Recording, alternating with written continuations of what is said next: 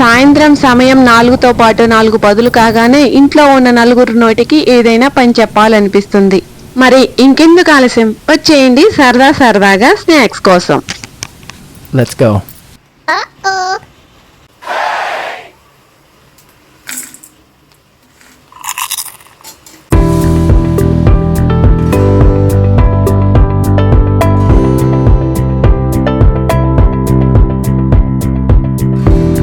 Hello, hi అండి, నమస్తే. నేను మీ రమ. వెల్కమ్ టు మా ఊరి మై వ్లాగ్స్. అసలే ఆదివారం, అందరినీ ఇంటి దగ్గర ఉంచే సమయం, అందులోనూ వర్షం. ఈ వర్షం పడేటప్పుడు వాతావరణం అయితే చాలా చల్లగా ఉంటుంది.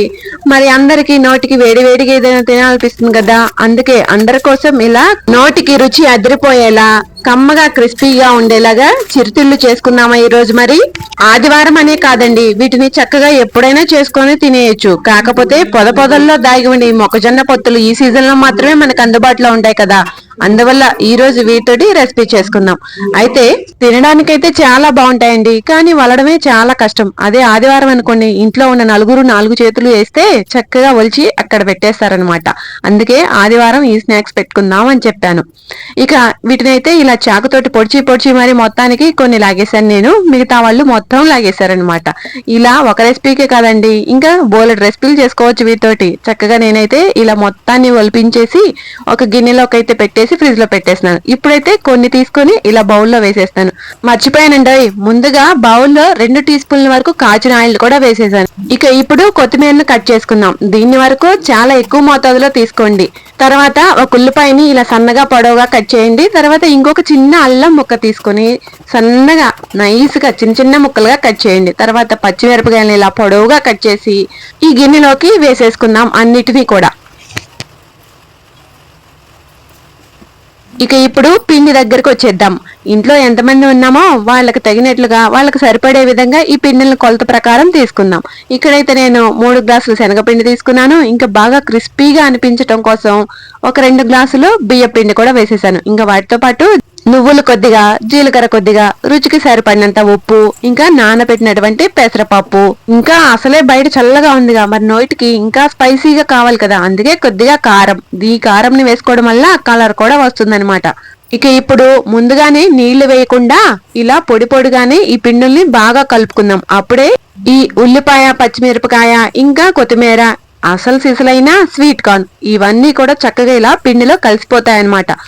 ముందే చక్కగా ఇలా కలిపేసుకుందాం. తర్వాత కొద్దిగా నీళ్లు వేసేసుకుంటూ చూసుకుంటూ పిండిని చక్కగా ఇలా కలుపుకుందాం.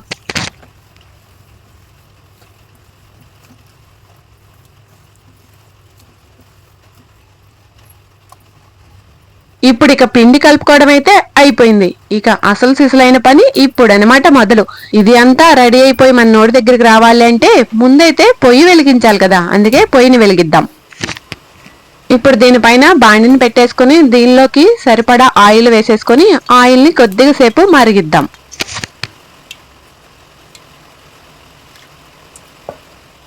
ఆయిల్ అయితే బాగా కాగింది. ఇప్పుడు మంటని మీడియం ఫ్లేమ్ లో పెట్టుకుని చేతిని కొద్దిగా అలా నీళ్ళలో తడుపుకొని ఇప్పుడు ఈ పిండిని తీసుకుని ఇలా ఆయిల్లో వేసేసుకుందాం. ఏంటండి మరి మీరందరూ ఏం చేస్తున్నారు? రండి కామెంట్ బాక్స్ లో మాట్లాడుకుందాం. వర్షాలు పడి వరదలు వచ్చేసి స్కూళ్ళకి సెలవులు వచ్చేసి పిల్లలు కూడా ఇంటి దగ్గరే ఉండారు. మరి సమయానికి ఏదో ఒకటి చేసి వసపిట్టల నోట్లో కాస్త వేస్తూ ఉండాలి. వాళ్ళతో పాటు మనం కూడా తినాలి కదా. మరి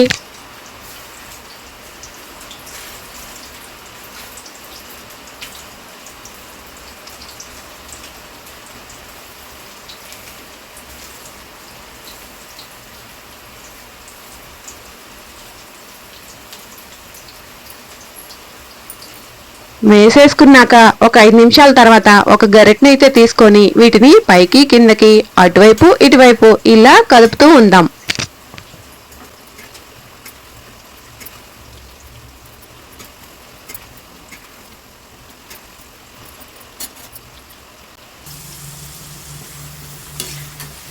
చూస్తున్నారా, కొద్దిసేపటి తర్వాత వీటిని చక్కగా ఇలా అటు ఇటు కదిపేస్తూ ఉంటే ఇవి బంగారు రంగులోకి వచ్చి బాగా వేగిపోయాయి కదా. ఇక ఇప్పుడు వీటిని ఇలా ఒక జాలిగరిటలోకి తీసుకుందాం.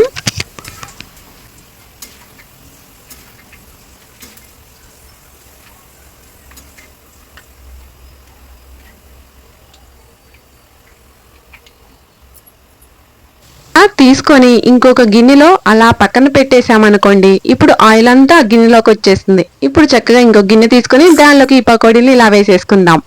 అలా కొద్దిగా సేపు పక్కన ఉంచడం వల్ల మనకి ఆయిల్ అంతా సపరేట్ అయిపోయి ఇలా ఆయిల్ లేకుండా క్రిస్పీగా ఉండే స్వీట్ కార్న్ పకోడీ అయితే రెడీ అయిపోతుంది. మనం ఇలా చేస్తూ ఉంటే అలా అయిపోతూ ఉంటాయి అన్నమాట. ఇప్పుడు తర్వాత మిగిలిన పిండిని కూడా ఇలా వేసేసుకుందాం.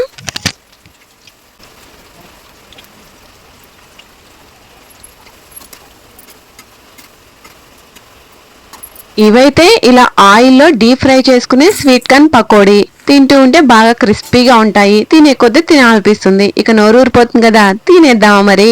తినేద్దాంలేండి. అయితే ఈ స్వీట్ కార్న్ తోటి ఇలా డీప్ ఫ్రై పకోడీయే కాకుండా కొద్దిగా ఆరోగ్యంగా ఉండే ఇంకొక తినుబండారం చేసుకుందామా మరి? మరి ఇంకెందుకు ఆలస్యం, అది కూడా చూద్దాం రండి.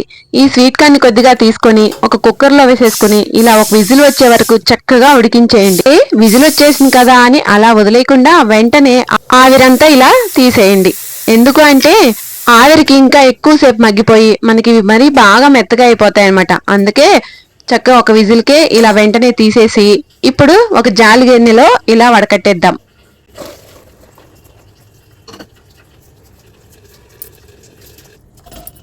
ఈ నీళ్ళన్నీ ఇలా కిందకి దిగిపోయాక ఇప్పుడు ఒక గిన్నెలోకి వీటిని తీసేసుకుని ఇప్పుడు వీటికి రుచికి సరిపడినంత కొద్దిగా ఉప్పు, కారం, ఇంకా ఒక నిమ్మ చెక్కని ఇలా పిండేసుకొని చక్కగా పైకి కిందకి ఇలా కుదిపేయండి. చక్కగా స్వీట్ కార్న్ మసాలా రెడీ అయిపోతుంది.